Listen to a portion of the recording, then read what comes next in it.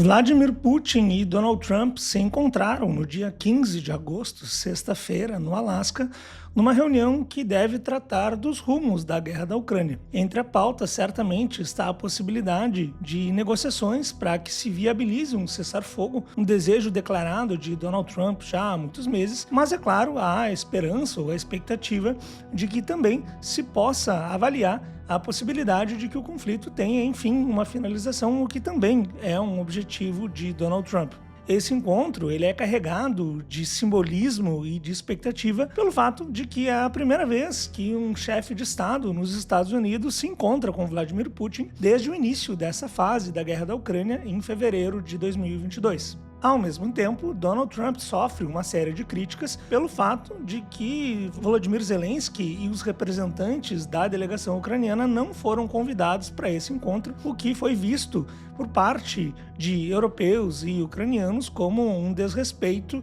à participação da Ucrânia nessa guerra que ocorre no seu próprio país. O que sabemos concretamente é que Donald Trump sempre quer se colocar como uma pessoa capaz de conduzir negociações e atingir acordos improváveis, e ele tem realmente o interesse em ser marcado como o presidente responsável pela finalização da guerra da Ucrânia. Mas será que isso vai efetivamente acontecer? Eu sou Ricardo Leães, professor e pesquisador de Relações Internacionais, e hoje eu vou te falar como que a gente deve aguardar esses acontecimentos e o que devemos esperar dessa rodada de negociações entre Donald Trump e Vladimir Putin.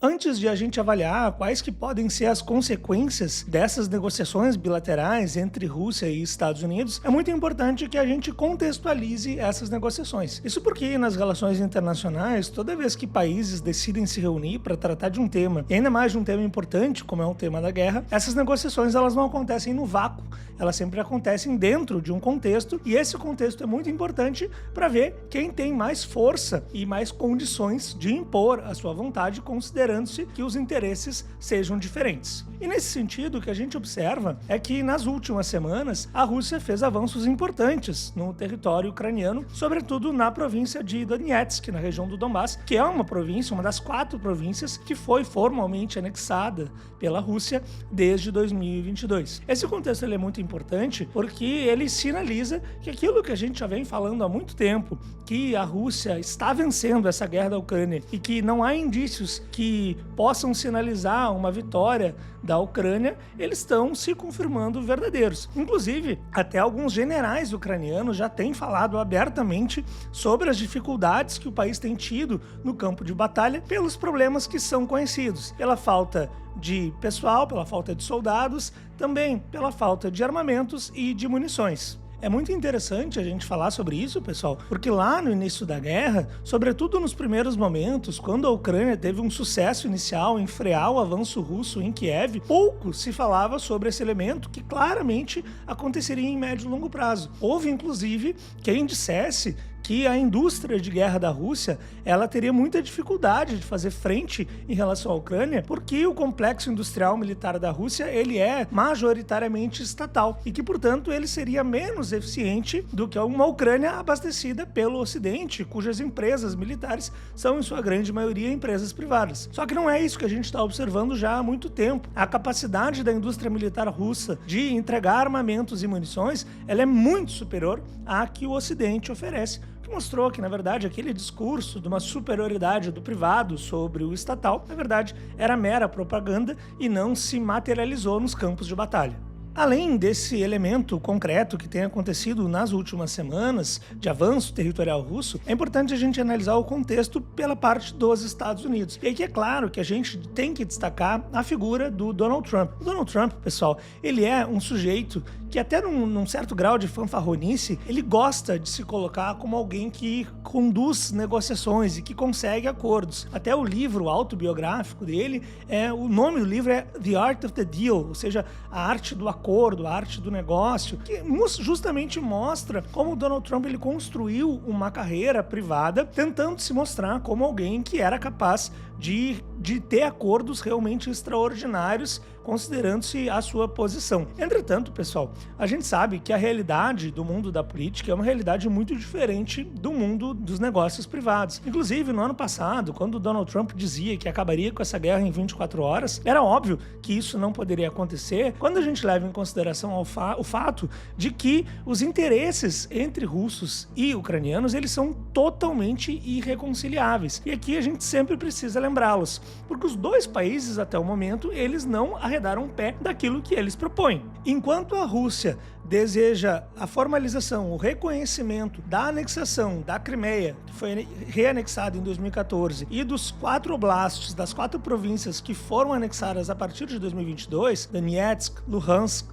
Kherson e Zaporizhia, e além disso, a Rússia quer uma Ucrânia desmilitarizada e uma Ucrânia que não possa jamais entrar na OTAN, os interesses ucranianos, eles são diametralmente opostos. A Ucrânia quer manter a sua integridade territorial e a Ucrânia quer entrar na OTAN, ou seja, ela quer sair desse conflito com a garantia de que caso a Rússia deseje novamente invadir o seu território, ela teria que enfrentar diretamente as forças da OTAN. Então notem que aqui não há nenhuma possibilidade de acordo. E é muito relevante que a gente comente isso porque vários analistas, sobretudo na grande imprensa, não estão levando isso em consideração. O fato de que não há uma aproximação entre interesses de ambas as partes. Portanto, embora Donald Trump seja essa pessoa que gosta de se afirmar como um grande negociador, não podemos ignorar o fato de que os interesses entre as duas principais partes do conflito, eles permanecem irreconciliáveis e por mais que ele tenha alguma boa habilidade persuasiva, isso não vai ser suficiente para dobrar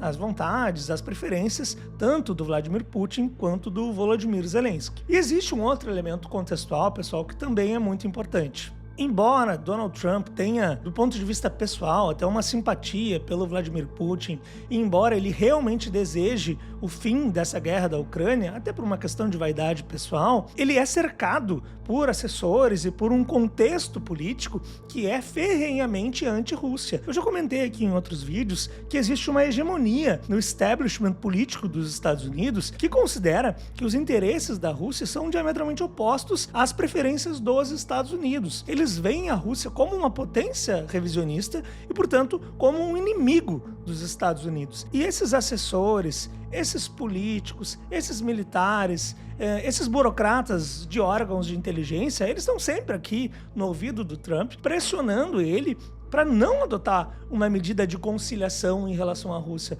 para seguir mantendo o apoio em relação à Ucrânia. E é importante a gente falar sobre isso, pessoal, porque a gente não pode nunca pensar que as relações internacionais elas acontecem apenas pelas preferências individuais. Pelo contrário, a estrutura política ela transcende, ela suplanta essas preferências individuais. Então, mesmo que o Donald Trump pretenda isso, ele está num contexto desfavorável para que ele aplique as ideias que ele tem. Isso não pode ser considerado quando a gente faz esse tipo de avaliação. Mesmo que o Donald Trump saia dessa reunião satisfeito com Vladimir Putin e concordando integralmente com ele, o entorno do Donald Trump não concorda com essa visão, não concorda que a Rússia deva vencer essa guerra e garanto para vocês que vai pressionar o Trump a manter o apoio para a Ucrânia. Além disso, pessoal, o fato de que a Ucrânia não se faz presente nessas negociações não pode ser desconsiderado tampouco, porque mesmo em um cenário em que o Donald Trump saia convencido de que o Putin tem razão e esteja disposto realmente a acabar com o apoio militar que os Estados Unidos dão para a Ucrânia, ainda assim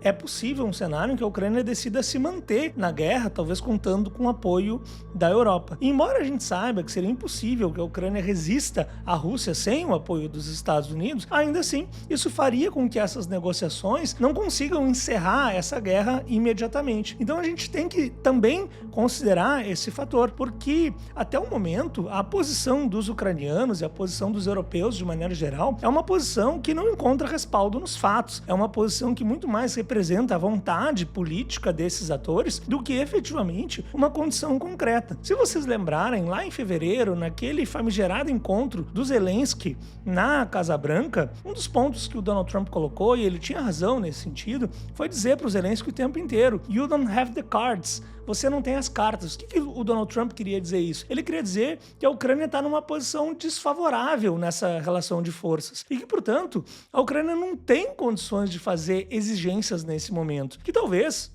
o mais interessante para os ucranianos é iniciar negociações imediatamente com os russos, entendendo que a Ucrânia vai perder sim territórios, para evitar um cenário que a Ucrânia possa perder mais territórios. Porque, pessoal, esse cenário ele não pode ser desconsiderado. Até o momento, boa parte das linhas defensivas da Ucrânia foram estabelecidas na região de Donetsk. Se a Rússia conseguir manter esse nível de avanço e vencer essas linhas defensivas, a Rússia vai ter campo aberto para enfrentar um adversário muito mais enfraquecido. E a gente tem que lembrar que na Rússia existem vários políticos e pessoas influentes junto ao Kremlin que defendem que a Rússia não pode se contentar com essas quatro províncias que ela já anexou, que ela deveria ampliar as suas conquistas territoriais. E caso a Rússia consiga manter esse nível de avanço, essa possibilidade ela vai se tornar ainda mais concreta. E aí, diante de um cenário em que a Ucrânia já não tenha mais o apoio dos Estados Unidos, bom, aí realmente a Ucrânia vai estar numa situação muito debilitada e provavelmente ela não vai conseguir extrair nada dessas negociações e vai ter que encarar um desfecho ainda pior do que é o proposto por Vladimir Putin até o momento. Portanto, pessoal,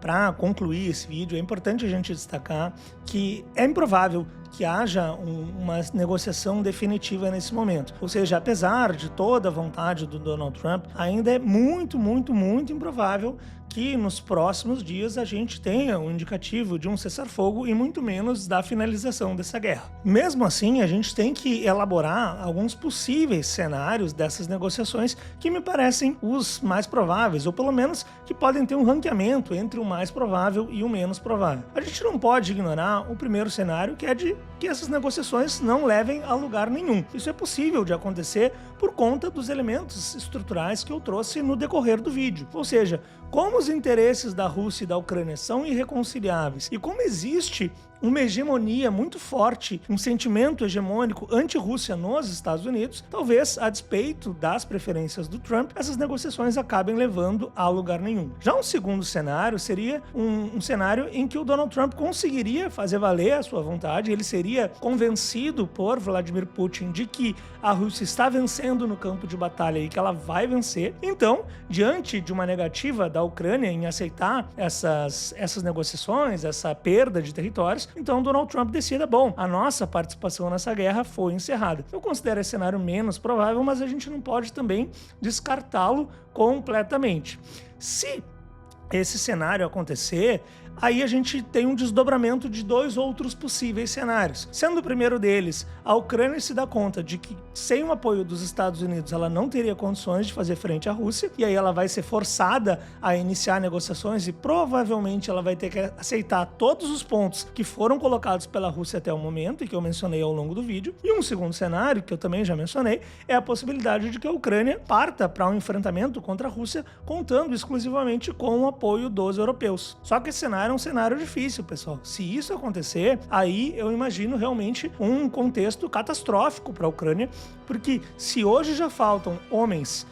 armas e munições para a Ucrânia, essa situação vai se agravar muito no campo de batalha, no solo ucraniano, e aí a tendência é que haja uma desmoralização das tropas. E quando há um cenário de desmoralização das tropas, quando os soldados perdem a confiança de que eles têm condições de vencer no campo de batalha e se acelera o nível de deserção, bom, aí é um cenário de hecatombe e a possibilidade de que a Rússia faça avanços muito rápidos no território e conquiste inclusive mais territórios do que ela tem até agora, se torna ainda mais possível. Então, me parece que são essas as possibilidades maiores dessas negociações, mas a gente também não pode esquecer que talvez essas sejam as primeiras negociações. O Volodymyr Zelensky, ele tá vendo isso tudo e ele sabe que o contexto não é bom para ele. Ele enfrenta um cenário interno em que boa parte da população ucraniana agora já defende negociações com a Rússia, mesmo que isso impacte em perdas territoriais. Ele tá vendo isso tudo e ele sabe que ele tem que manejar nesses mares que são muito revoltos